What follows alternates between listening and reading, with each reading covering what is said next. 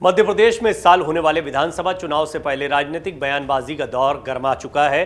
मध्य प्रदेश में जैसे जैसे विधानसभा चुनाव नजदीक आते जा रहे हैं, वैसे ही अब कांग्रेस के निशाने पर बीजेपी नेता ज्योतिरादित्य सिंधिया आ गए हैं। कांग्रेस की सरकार गिराकर बीजेपी की सरकार बनाने में महत्वपूर्ण भूमिका निभाने वाले ज्योतिरादित्य सिंधिया को कांग्रेस नेता लगातार निशाने पर ले रहे हैं, लेकिन उन्हें निशाने पर लेने की एक बड़ी खास वजह है। और सिर्फ निशाने पर नहीं लेना, उन्हें बार बार हर मंच से गद्दार कहना, यह कांग्रेस की रणनीति का हिस्सा दिखाई पड़ रहा है। इसकी वजह क्या है, इस रिपोर्ट में जानने की कोशिश करते हैं। कांग्रेस की ओर से सिंधिया पर लगातार जुबानी हमले किए जा रहे हैं। कांग्रेस के नेता बार बार सिंधिया को गद्दार बताकर संबोधित कर रहे हैं। कांग्रेस की ओर से शिवपुरी जिला प्रभारी रश्मि पवार ने भी ज्योतिरादित्य सिंधिया पर जुबानी हमला किया। पहले इन हमलों के बारे में बताते हैं, फिर समझने की कोशिश करेंगे वो रणनीति क्या है जिस पर कांग्रेस आगे बढ़ रही है। दरअसल कांग्रेस की शिवपुरी जिला प्रभारी बनाए जाने के बाद रश्मि पवार पहली बार शिवपुरी जिले के कोलारस में आई। यहां उन्होंने पत्रकारों से बातचीत में ज्योतिरादित्य सिंधिया को लेकर पूछे गए एक सवाल के जवाब में बड़ा बयान दे दिया। उनसे सिंधिया के बारे में पूछा गया कि उनके बीजेपी में जाने से शिवपुरी में कांग्रेस कमजोर हो गई है। इसके उत्तर में कांग्रेस नेता रश्मि पवार ने केंद्रीय नागरिक उड्डयन मंत्री ज्योतिरादित्य सिंधिया को गद्दार बता दिया। इससे पहले कांग्रेस के कई नेता सिंधिया को गद्दार बता चुके हैं। जयराम रमेश और दिग्विजय सिंह समेत कांग्रेस के कई नेता सिंधिया को गद्दार कह चुके हैं।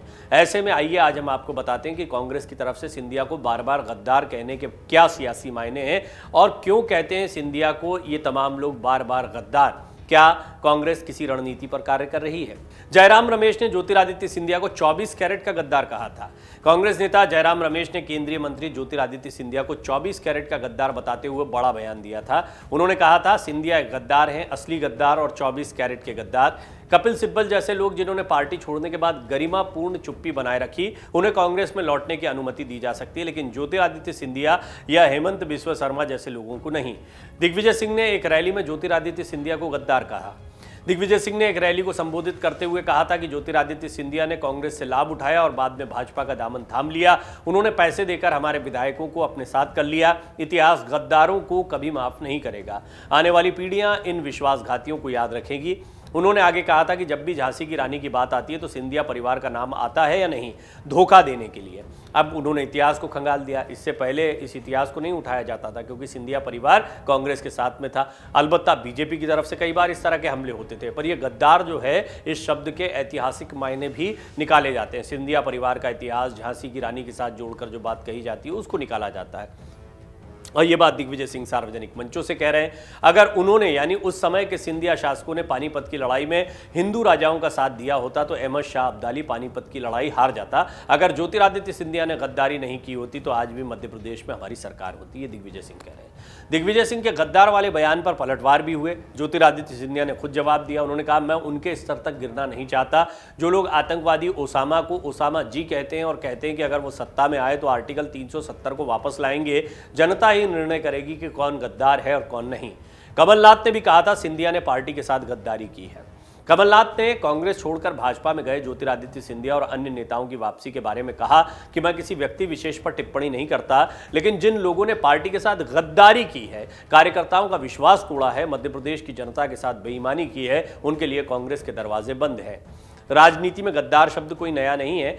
वैसे पहली बार नहीं हुआ है जब किसी नेता ने प्रतिद्वंदी को गद्दार ठहराया हो। राजनीति में गद्दार और गद्दारी शब्द का इस्तेमाल कई बार हो चुका है। पहले भी इन अमर्यादित अल्फाजों का इस्तेमाल होता आया है। राजनीति में जिस किसी ने भी विरोध के सुर उठाए उसके साथ ये शब्द जुड़ गया।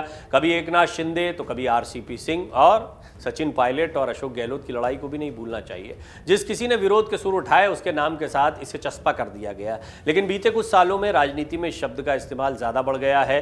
राजस्थान के मुख्यमंत्री अशोक गहलोत सचिन पायलट को गद्दार कह चुके हैं। ज्योतिरादित्य सिंधिया को बार बार गद्दार कहने की बड़ी वजह क्या है वो अब आपको बता देते हैं। संक्षेप में समझिए, ज्योतिरादित्य सिंधिया कांग्रेस की जड़ों से जुड़े हुए हैं। ज्योतिरादित्य सिंधिया की राजनीति कांग्रेस में बहुत पुरानी रही है। उनके पिता माधवराव सिंधिया कांग्रेस के दिग्गज कद्दावर नेता रहे। बाद में ज्योतिरादित्य सिंधिया युवावस्था में राजनीति में प्रवेश करते हैं। टीम राहुल गांधी के सबसे महत्वपूर्ण सदस्यों में शुमार हो जाते हैं। पार्टी मध्य प्रदेश में चुनाव को जीतती है, बहुमत आता है, सरकार बनती है। 3 धड़ों में पार्टी दिखाई देती है, कमलनाथ, दिग्विजय सिंह और ज्योतिरादित्य सिंधिया। ज्योतिरादित्य सिंधिया के चेहरे को सामने रखा गया था पर मुख्यमंत्री नहीं बन पाते। उन्हें उतनी तवज्जो नहीं मिलती जिसकी वो अपेक्षा कर रहे होते, लिहाजा नाराज होकर वो पार्टी छोड़ देते हैं। यहां तक तो बात समझ में आती है, लेकिन अकेले ज्योतिरादित्य सिंधिया ने पार्टी को नहीं छोड़ा था। उनके साथ कई बड़े दिग्गज, मध्य प्रदेश की राजनीति के लिहाज से कांग्रेस के कई बड़े चेहरों ने पार्टी का साथ छोड़ दिया था, क्योंकि उनका डेडिकेशन ज्योतिरादित्य सिंधिया के प्रति ज़्यादा था। ज्योतिरादित्य सिंधिया आज भी कांग्रेस के काडर में एक खासी पैठ रखते हैं और कांग्रेस को कहीं ना कहीं इस बात का डर है कि ज्योतिरादित्य सिंधिया कांग्रेस संगठन को भारी नुकसान पहुंचा सकते हैं और कई असंतुष्ट नेता उनके पाले में जा सकते हैं। बहरहाल ये एक बहुत बड़ा डर है, जिसके बाद में ज्योतिरादित्य सिंधिया को जानबूझकर टारगेट किया जा रहा है। बार बार उनके लिए गद्दार जैसे शब्दों का इस्तेमाल किया जा रहा है और ये कांग्रेस की सोची समझी रणनीति है।